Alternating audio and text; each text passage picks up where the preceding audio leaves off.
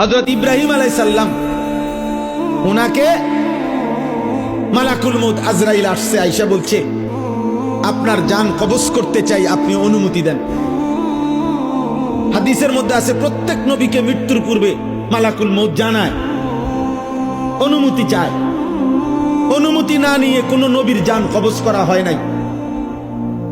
তো ইব্রাহিম আলাইহিস সালাম বললেন, আজরাইল আমার একটা ছোট্ট প্রশ্ন আছে আল্লাহর কাছে, তুমি একটু জিগাইয়া আসো। যাও তুমি জিগাও। তো আজরাইল মালাকুল মউত বলছে আচ্ছা বলে।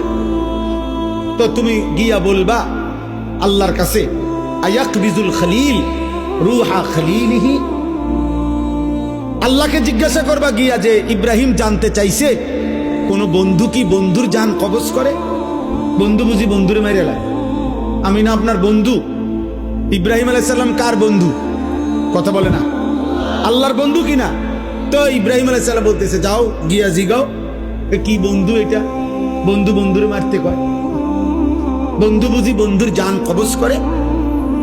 সুবহানাল্লাহ। আল্লাহ তাআলা তখন বললেন জিব্রাইল, আরে আজরাইল মালাকুল মউত, তাহলে এক কাজ করো, তোমারে আমি আরেকটা প্রশ্ন করতেছি ইব্রাহিমকে বলার জন্য, তুমি হেঁটে গিয়া কও, যাও আবার যাও।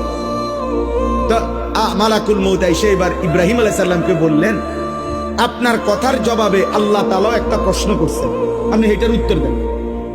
তো বলছে কি? তো আল্লাহ তাআলা জানতে চাইছেন আয়াকরাহুল খলিল লিকা খলিলিহি, বন্ধু কি তাহলে বন্ধুর মুলাকাত সাক্ষাৎ চায় না? বন্ধু কি বন্ধুর সাক্ষাৎ পছন্দ করে না? তাইলে ইব্রাহিম আলাইহিস সালাম বুঝছে, হায় হায় এ তো মারা না, তো বন্ধুর মুলাকাত, এ তো মৃত্যু না রে, এ তো আমার সেই মালিকের মুলাকাত।